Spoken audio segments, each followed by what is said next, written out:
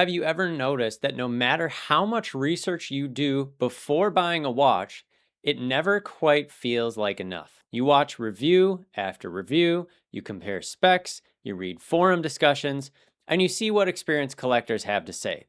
And after all of that, you still hesitate, wondering if you're making the right decision. Now, at first glance, the solution seems pretty obvious. You just need more information, maybe another review, maybe another comparison or opinion. But I don't think that's actually the problem. I think most collectors believe they're trying to find the right watch, but what they're really trying to find is certainty. And those are two very different problems. Now, before we go any further, I want to make one thing very clear. This is not a video about ignoring reviews or dismissing other people's opinions. In fact, I think learning from other collectors is one of the best parts of this hobby. I've learned an incredible amount from people who have spent years and decades collecting watches, and I still do every day. The problem begins when we stop using other people's knowledge to inform our thinking and start using their conclusions to replace it. In other words, instead of building our own judgment, we begin borrowing someone else's certainty.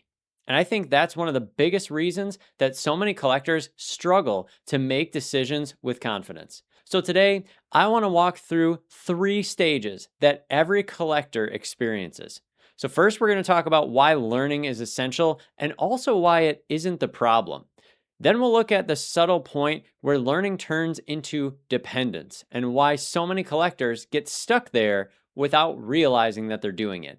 And then finally, we'll talk about what it means to build your own judgment and why I believe that's one of the most valuable skills that you can develop, not just in watch collecting, but in any hobby where you're trying to make thoughtful decisions. So let's start with the first stage, learning. Every collector begins here, and frankly, they should. When I first became interested in luxury watches, I knew almost nothing. I didn't understand the movements. I couldn't tell you why one brand was respected more than another. And I didn't know what case proportions tended to wear well or why finishing mattered. Like everyone else, I had a lot to learn. And thankfully, today we have more resources available than ever before. We have YouTube channels like this one, we have forums and podcasts and articles, and we also have collectors that have spent years developing knowledge and are really willing to share what they've learned. That is an incredible advantage. And if you want to understand the engineering behind a movement, most likely someone has already done that research. If you want to compare two references side by side, chances are someone has already owned both. You can find a video about it. So none of that is a problem.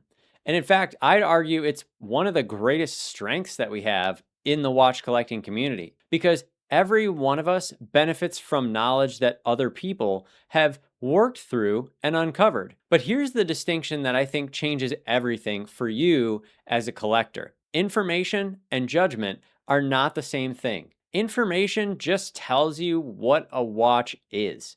Tells you about the movement, the dimensions, maybe the finishing, the history, all the other specifications. But judgment answers a completely different question. Does this watch belong in my collection? And there is no amount of information by itself that can answer that because that's no longer an objective question. Now we're getting into personal judgments. And that doesn't mean, by the way, that the answer is purely emotional or that anything goes or just follow your heart or whatever cliche you want to throw in. The objective facts here do matter.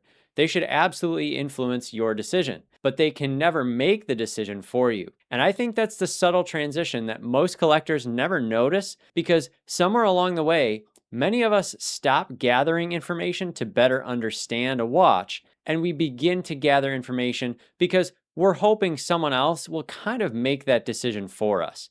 And that's where the second stage begins. So if learning isn't the problem, what is the problem? I think it's this. At some point, many collectors stop using information to build their own judgment, and they begin using it to replace their own judgment. Those two things can look almost identical on the surface, but they're fundamentally different. Let me give you an example here. So imagine you're interested in buying a new watch. You go to my channel. You're like, James is just so great with his reviews. And you watch a review because you want to understand the movement. You want to see how the bracelet articulates on the wrist. You want to know how the proportions feel. Maybe you want to compare it to another watch that you're considering. And that's exactly what reviews are for. You're gathering information about the watch. Now, imagine something slightly different. You've already watched 10 reviews. You've read the forum discussions. You know the specs like the back of your hand. You understand the strengths and weaknesses of the watch, but you keep looking for just one more opinion. Not because you expect to learn something new, but because you're hoping someone will finally tell you that you're making the right decision. Notice what changed here. The amount of information did not change. The purpose of why you were seeking it did. You're no longer looking for understanding. What you're looking for is certainty. And I think that is a trap that almost every collector falls into at some point. Because let's be honest, certainty feels good. If enough respected collectors recommend this watch, and if enough reviewers have praised it, and there's people talking about it in the watch conversation, there's a little bit of buzz around it, it starts to feel like you're making the safe decision. But here's the problem though. Other people's thinking can inform your judgment, but they can never replace it. No reviewer can tell you what you will enjoy wearing every morning when you wake up. No forum is going to tell you what design that you will still appreciate 5 years from now. Those judgments are ones that only you can make. And eventually, every collector reaches a point where they have enough information. And from that point forward, the question is not, well, what else do I need to learn? It's, am I willing to trust my own reasoning and decision making? Because that's the decision that no reviewer or forum and no YouTube channel can ever make for you. So if that's the trap, what's the alternative? I don't think the answer is simply me telling you, well, just trust yourself. Now, that sounds nice, but it's not very helpful. Trust has to come from somewhere. And I think what we're actually trying to build here is judgment, decision-making capability. And judgment isn't something you're born with. It's something that you develop. In fact, I think every good decision follows the same basic process, and that's very true when it comes to watches. First, you learn. You gather the facts. You understand the watch, and you benefit from the knowledge and experience of people who have come before you. Then you think about it. And this is one step that you cannot outsource to somebody else.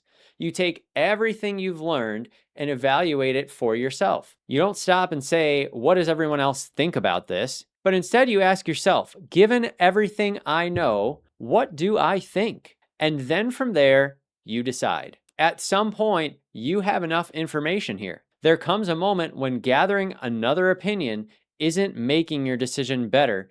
It's only going to delay it. Eventually, you have to accept the responsibility for making the call. And finally, you reflect. Not because every decision is perfect, but because every decision gives you feedback. Maybe you buy that watch and it becomes one of your favorites and you hold on to it for a long time. Or maybe 6 months later, you realize that's not really what you were expecting. Now, neither outcome is a failure. They're both just reality telling you something about your thinking. And that, to me, is where judgment is built. Not by always getting the answer right, but by honestly evaluating the results of your decisions and carrying those lessons into the next one. Now, if you repeat that process over and over again, learn, think, decide, reflect, something begins to change. You stop looking for someone else to validate every decision that you make. Not because you stopped learning from others, but because you started building the trust and a process that you've created for yourself. And I think that's a much stronger foundation than borrowed certainty could ever provide. So let's come back to where we started here. Most collectors think they're trying to find the right watch, but I don't think that's the real challenge at all. I think the real challenge is becoming someone who can evaluate watches with independent judgment, because that is a skill that no one can give you. Other collectors can share their experience, reviewers can explain a movement, and experts can teach you all the history of a brand. And those things have tremendous value, especially when you're looking at a watch. But eventually, every collector reaches a point where information alone is no longer enough. You have to think and make up your own mind. You have to decide. And then you have to let reality tell you whether your reasoning was sound or not. That is how judgment is built. And I think that's one of the most rewarding parts of becoming a more experienced collector. You never stop learning from other people. I learn from other people all the time, but you simply stop depending on other people to make your decisions for you. Their opinions may become valuable inputs, but they're not substitutes for your own thinking. And that's a very different way to approach this hobby. Because once you begin building your own judgment, something interesting starts to happen. You become way less concerned with whether your collection makes sense to anybody else because you know why it makes sense to you. It's not because you've ignored other people's opinions or because you've rejected their expertise, but because you've used all that information exactly the way it was meant to be used for you to learn, for you to challenge your assumptions like I do on this channel, to broaden your perspective, and ultimately to arrive at your own conclusions. To me, that is what a mature collector looks like. Not someone who always buys the right watch or someone who never makes mistakes, but it's someone who has developed the ability to evaluate the evidence, think independently about their collection, and continually refine their judgment over time. And I think that's ultimately a big piece of what this hobby has given me. Yes, I've learned about movements and finishing, and I've learned about the design and the craftsmanship. But more importantly, it's taught me how to think more carefully about the decisions that I make. And while this video has been about watch collecting primarily, I don't think that's where this principle stops, because every meaningful decision that we make is surrounded by opinions. The challenge is not to avoid other people's opinions. The challenge is to learn from them without surrendering your own judgment. Because their opinions should always be valuable as inputs, but they should never be substitutes for your own thinking. Thank you so much for stopping by. I appreciate you being here. If you liked the video, please like it and subscribe to the channel, and I'll talk to you next time. Bye-bye.